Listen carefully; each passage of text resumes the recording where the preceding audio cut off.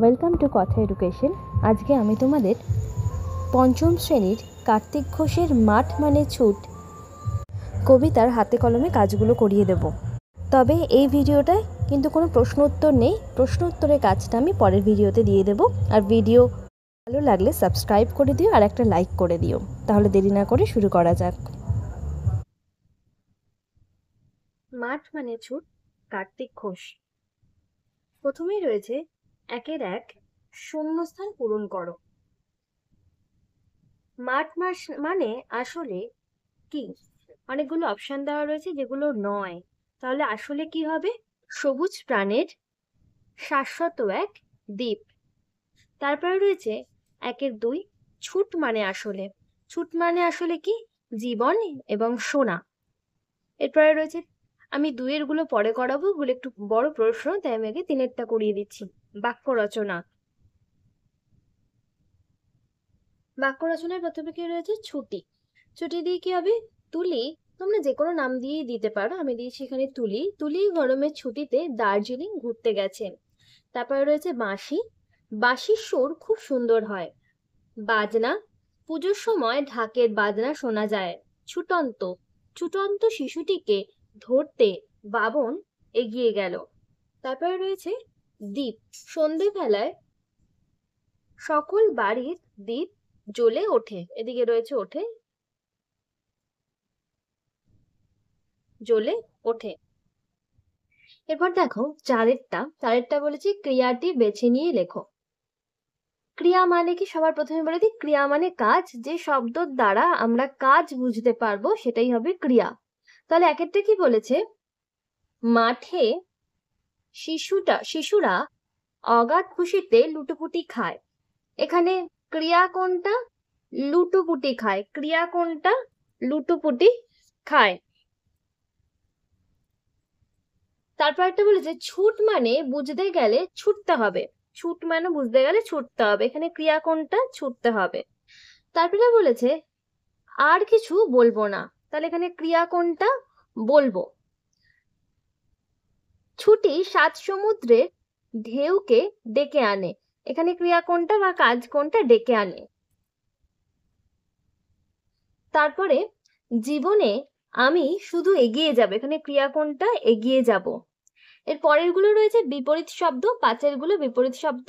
ছুট। ছুটের বিপরীত, বিপরীত মানে তার ঠিক উল্টো শব্দটা হবে ছুট। ছুট মানে ছোটা, তার বিপরীত কি হবে? স্থির।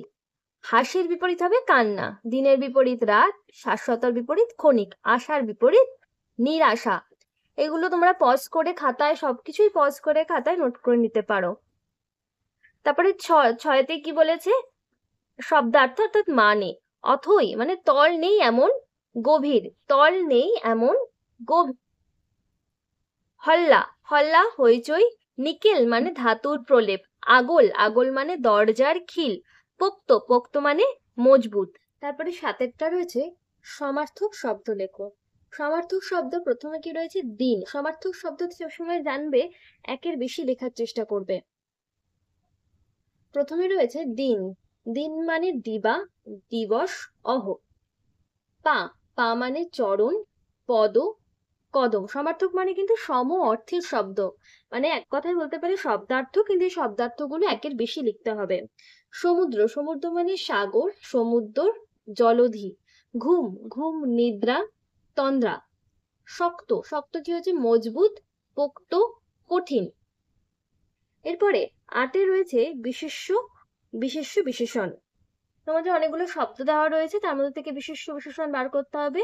প্রথমে বিশেষ্য। বিশেষ্যের মধ্যে কি কি পড়বে? বাঁশি, দ্বীপ, সমুদ্র, ভাষা, খাঁচা। খাঁচা, খাঁচা হবে। তারপরে বিশেষণ। বিশেষণে কি পড়বে? পোক্ত, পোক্ত, সবুজ, ভাঙা, শাশ্বত, হারানো। তারপর একটা বলেছে বেমানান। বেমানানগুলি খুঁজে বের করো। প্রথমে যে শব্দগুলো রয়েছে তার মধ্যে প্রথমে বেমানান হবে বাড়ি, দুয়েরটায় হবে পড়া, তিনেরটায় হবে ছোট, চারেরটা হবে আকাশ, আর পাঁচেরটা হবে ভাঙা। দশেরটা রয়েছে বর্ণগুলি সাজিয়ে শব্দ তৈরি করো, বর্ণগুলি সাজিয়ে শব্দ তৈরি করো। প্রথমেরটা হবে লুটো পুটু, পরেরটা হবে সমুদ্র, তারপরটা হবে ফুটন্ত, তারপরটা হবে শাশ্বত, তারপরটা হবে আগুন। 11টা বলেছে এলোমেলো শব্দগুলিকে সাজিয়ে বাক্য গঠন করো। একেরটা হবে ছুট মানে কি? ছোট্ট পাখির আগল ভাঙা খাঁচা। ছুট মানে কি? ছোট্ট পাখির আগল ভাঙা খাঁচা। দুয়েরটা হবে ছুট মানে কি? ছুটেই দেখো, আর কিছু বলবো না। তিনেরটা হবে মাঠ মানে তো সবুজ প্রাণের শাশ্বত এক দ্বীপ। চারেরটা মাঠ মানে কি? ঘুম তাড়ানো মন হারানো বাসি। পাঁচেরটা মাঠ মানে কি? মজাই শুধু, মাঠ মানে কি? ছুটি। 12টা বলেছে একই অর্থের শব্দ পাঠ থেকে খুঁজে নিয়ে লিখতে বলেছে।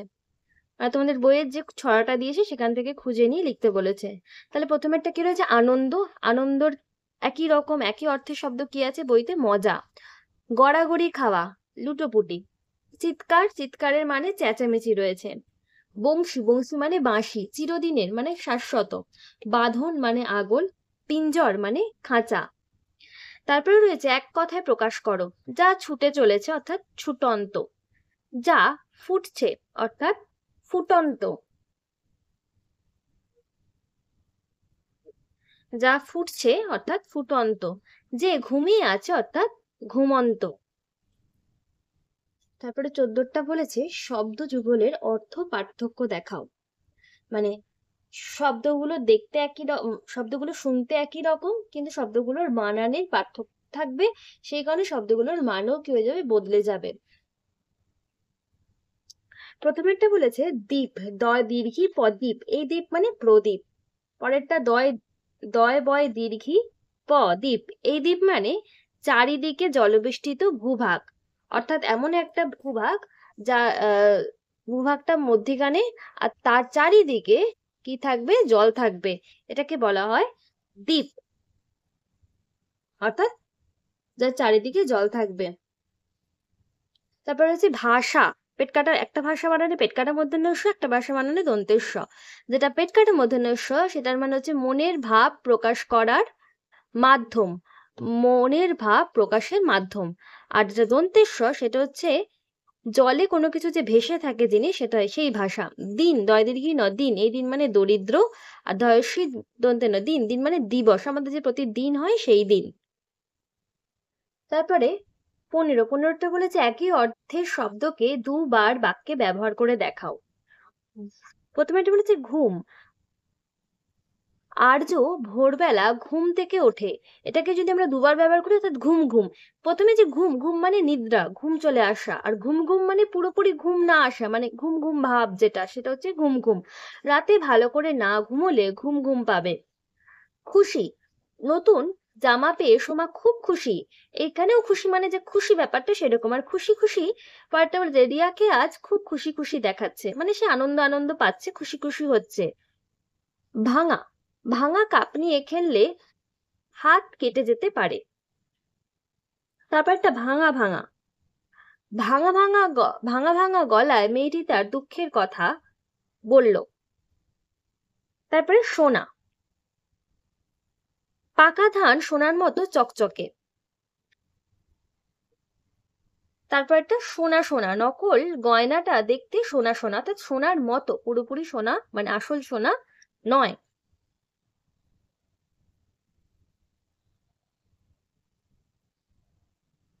সবুজ, সবুজ রং চোখের জন্য খুব ভালো। তারপর একটা সবুজ সবুজ, মাঠে সবুজ সবুজ ঘাস উঠেছে।